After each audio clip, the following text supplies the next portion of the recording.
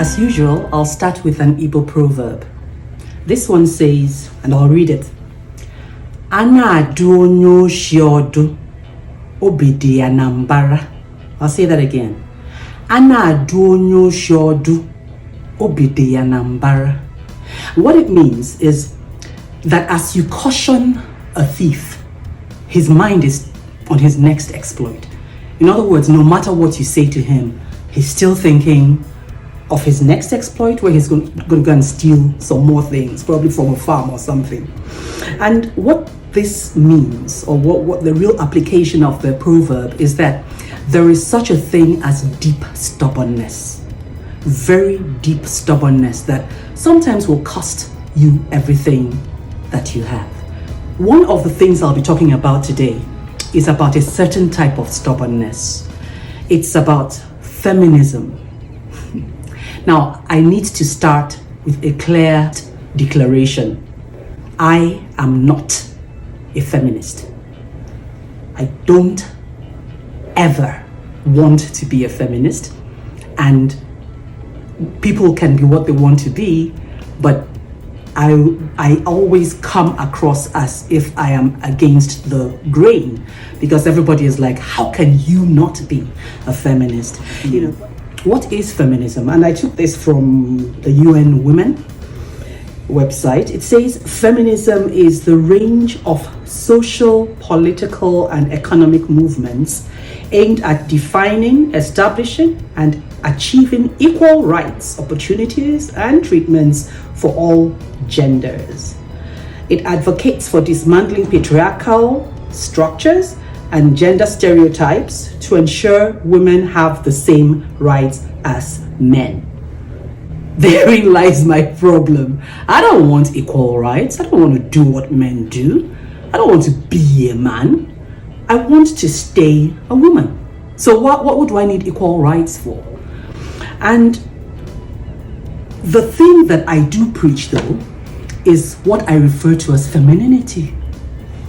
I think that if people understood the power of being feminine, then they would know that there was no need to try and change life and structure to become men, as the feminists tend to do.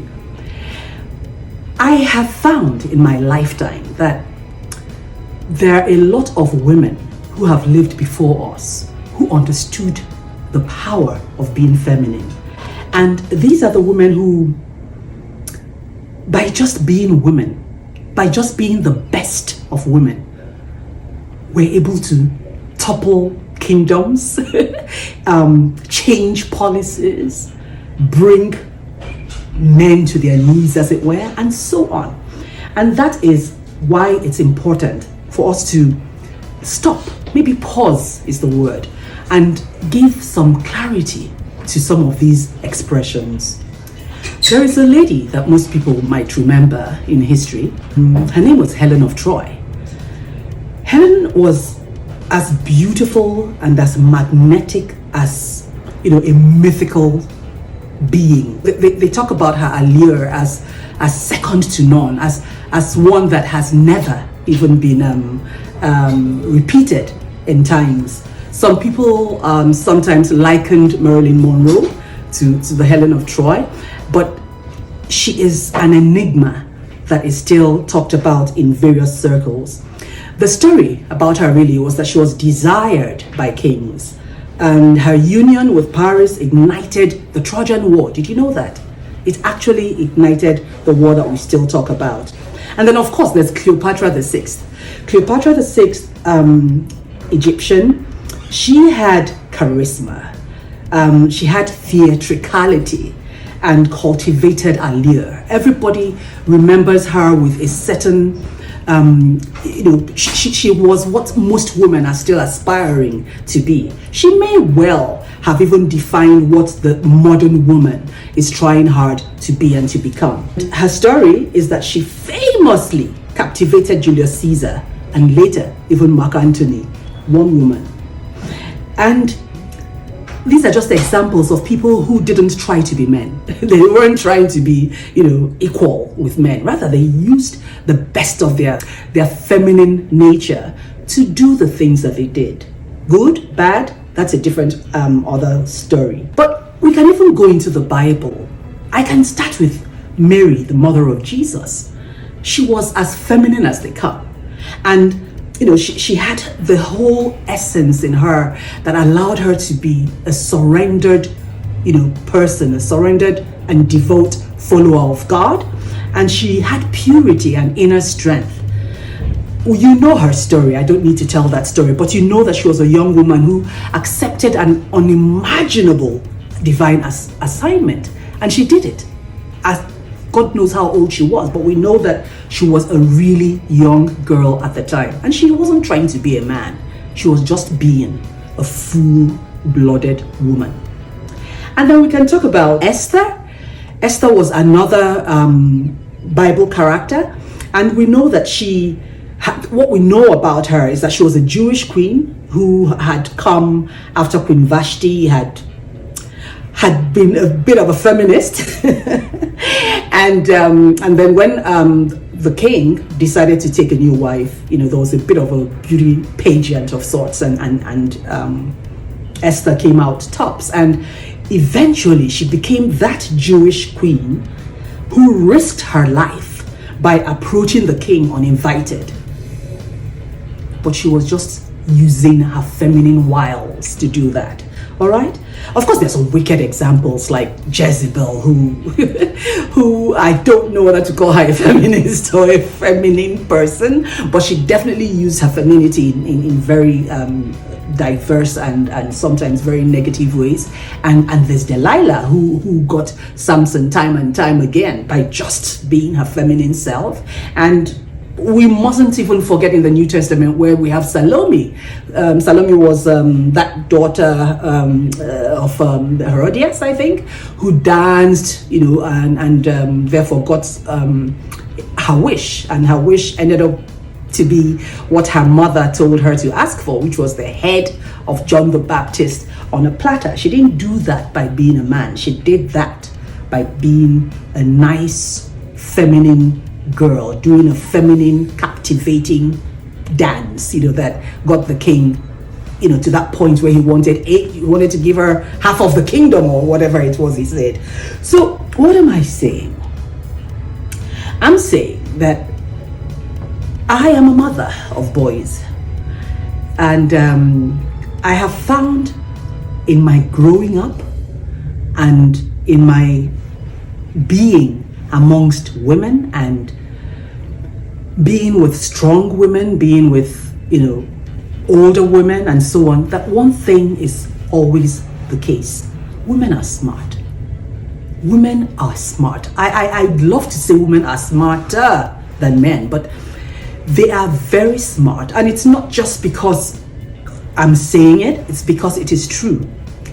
Most of us talk about the female intuition as if it's just that thing. It is not just that thing. It is a gift.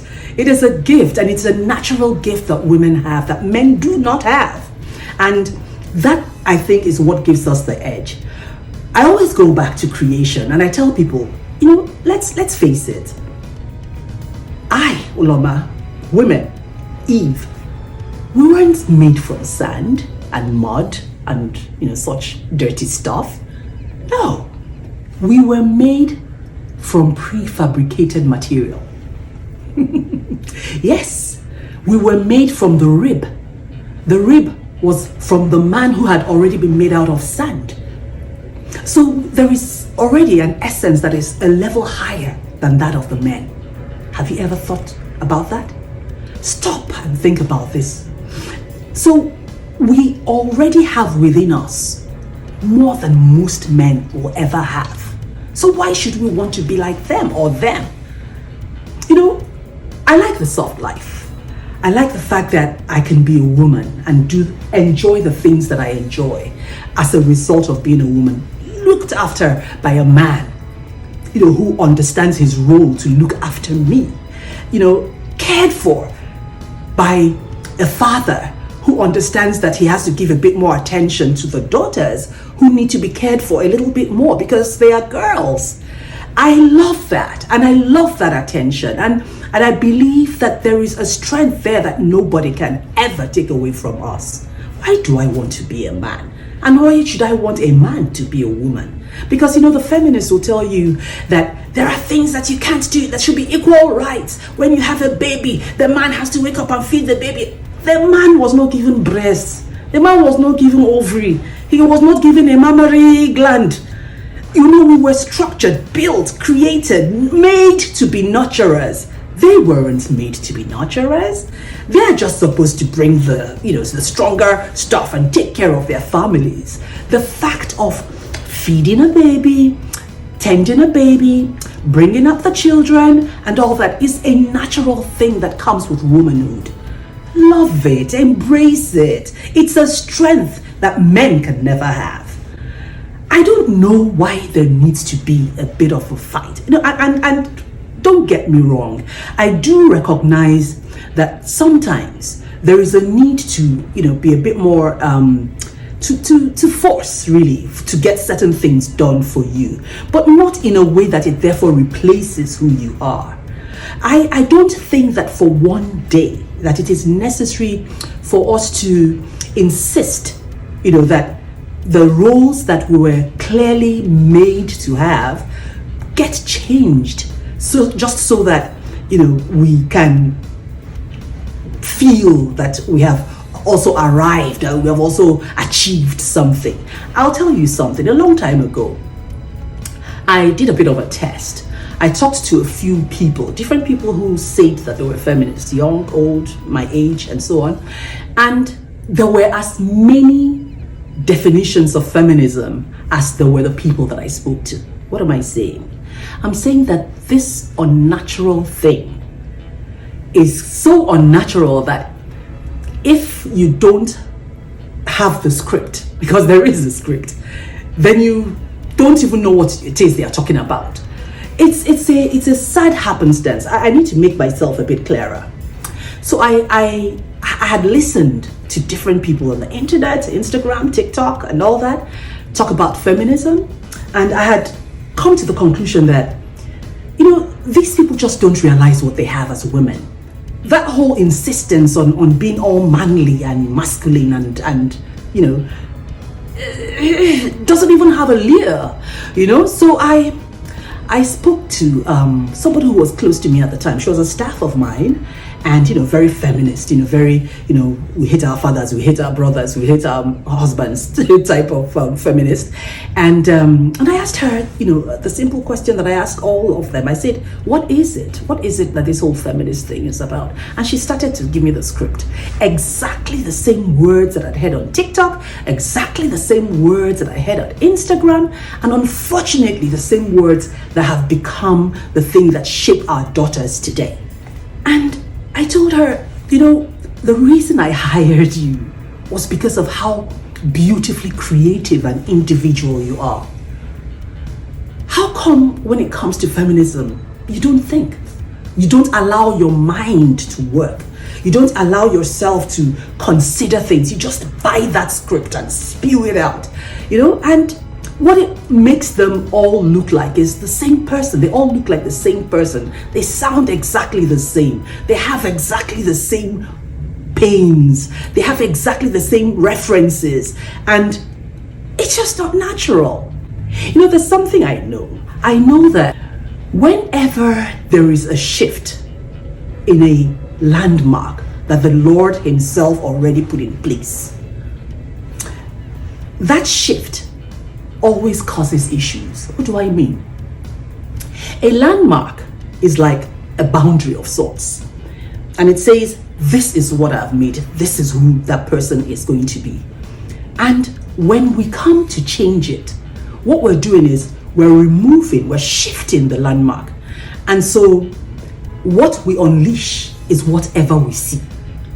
So to some people, feminism means you can't talk to me anyhow in that house. When I talk, shut up, because I too, I can talk and you shut up, and that's a marriage. To some other people, feminism is I can run a race not wearing a tampon because I don't have to. Feminism can mean anything, and that's because of how unnatural it is. We're creating a persona for feminism as we go, and it's unstructured and unregulated, and it's like a snake that's just weaving into places and becoming and not becoming and going in and coming out and just being unnatural. I'm a woman. The Bible says that Eve was made from the rib of Adam. And what Adam said at the time that she was created was, "This is the bone of my bone and the flesh of my flesh." I mean, he was so glad to have this help meet that had been created for him. Remember, he had been a co-creator with God, naming animals, naming them 2 by 2 if you want to add that, and he just didn't have his own partner. And then the Lord put him to sleep and created woman out of him.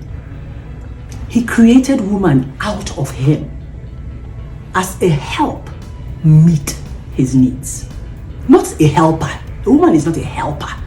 She's a help that meets his needs. And that is such a beautiful thing. And he saw it immediately and he appreciated it. Maybe too much. Maybe he appreciated it too much, because he ended up allowing this beauty, this thing that completed him so much, this person, that completed him, to also be that person that suggested to him that maybe we don't really need to answer to God so much, and it was out of his love for her. So basically what I'm saying is that Eve was made from man, but man was made first. He was made, and then she was made to be a help, meet his needs. The Bible says somewhere in some places, actually in the New Testament, about how a woman needs to be submissive. Oh God, women hate to hear that. Feminists will throw that out of the window before you start talking. But why? Why though? Why? I'll tell you why. Because we are actually made lesser than men, but wiser than men. We are made softer than men, but tougher than men. We are made we're made emotional, and there's nothing wrong with that, but we are more able to make balanced decisions than men, because we think with all of our faculties. We are really all that and more. There was a need, therefore, to enjoin us, to beg us, to ask us to submit, so that there is peace, to be a bit less so that there is peace, to be, submitted so that the headship of the man is there. And absolutely, there's absolutely nothing wrong with saying yes to that. You know why? Because the man is the head, but the woman is the neck. Where the head turns is where the neck stays. Why can't we see that? I am not a feminist. I will never be one. I love my femininity, and I'll use it over and over and over again. And watch out, guys, because that is the thing that gets you, and for women, that is the thing that you nurture, the best of the woman in you. Don't let yourself get, into all these fads and all these things that come and do all sorts of things in our lives and separate us for no reason, because we're actually made to complement each other. We can't be the same. I don't want to be a man. Neither should you. See you next time.